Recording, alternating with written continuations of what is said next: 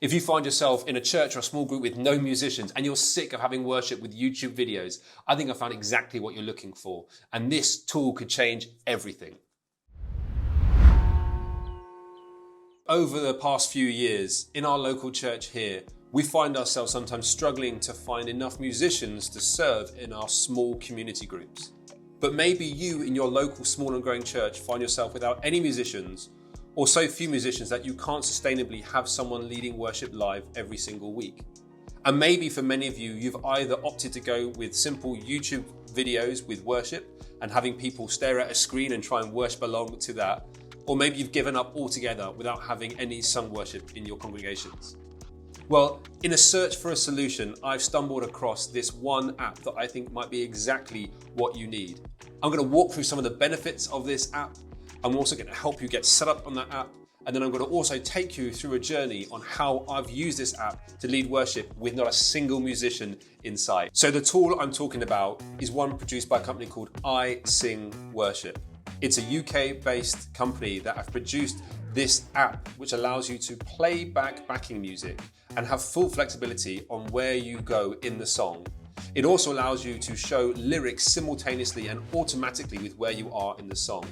And it's got incredible flexibility. So I'm going to talk to you through 8 reasons why I think this is a great tool for a small group or a small and growing church. Number 1, this tool allows you to have a full musical accompaniment to your singing. You don't need any musicians for this, and anyone with a sense of direction and leadership can use this tool to lead worship. Secondly, this tool has automated lyrics. It means you don't need a separate projectionist or someone behind a laptop. The app will project lyrics onto a screen of your choosing and follow along as you work through the song arrangement. No more frustration at slow transitions or wrongly typed out lyrics. Thirdly, this app can be used on any platform, whether it's iOS, macOS, Android, or Windows, on a laptop, phone, or tablet. This app can be on any of those. So no more restriction to be on one ecosystem.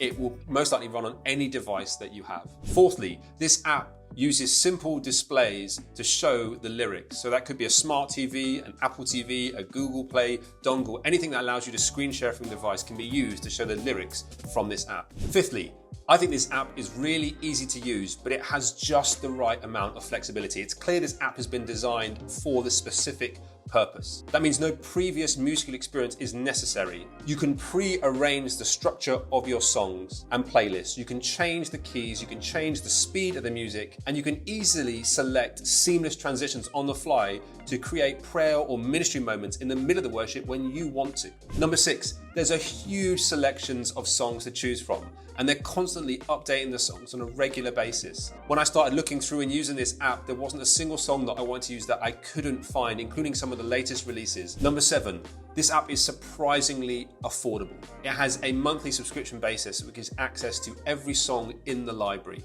which means that you don't have to worry about consistently paying to add songs every single time. But more than just the monthly costs, they've also allowed for one subscription to be used across 5 devices simultaneously. So if you find yourself in a small church with a couple of small groups, not only could you use it on your main service, but each of your small groups could be using it simultaneously, which really makes it cost effective for a small and growing church. Number 8, this isn't so much of a benefit, but an aside, a note. To use this legally, you will need to have your own CCLI license number. And that's about a copyright issue to ensure that the writers and producers of this music get the royalties that they deserve from their work. So if you haven't got a CCLI license and you're a church, I encourage you to find on the website CCLI and get a license that's suitable for the size of your church. And they have sliding scales of cost depending on the size of your congregation. I want to give you a quick demo about what this app can do. So if you look now on my screen recording, on the bottom of the app, you've got 4 tabs: songs, arrangements, playlists, and settings. In songs, you can see the huge array of songs that are available.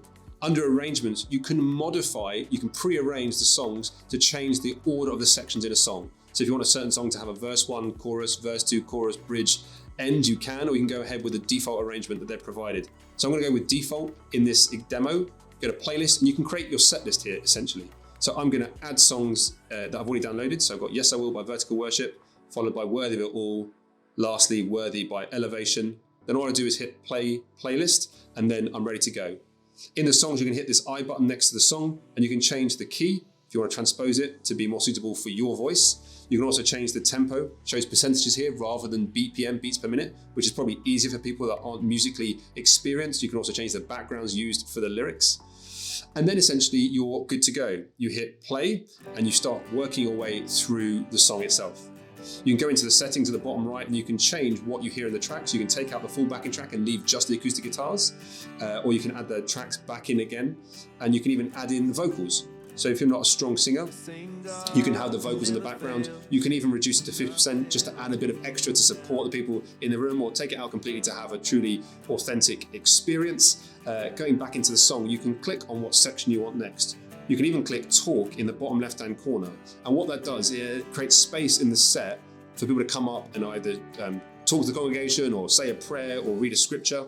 And what that will do is it will play through, like you can hear now, this soft chord progression underneath while you're talking, and it will keep in that talk mode until you tell it to do otherwise. So I'm going to click full now, and now in 6 seconds it's going to go back, kick back into the chorus with a full band. So it's super helpful for transitioning within a song itself.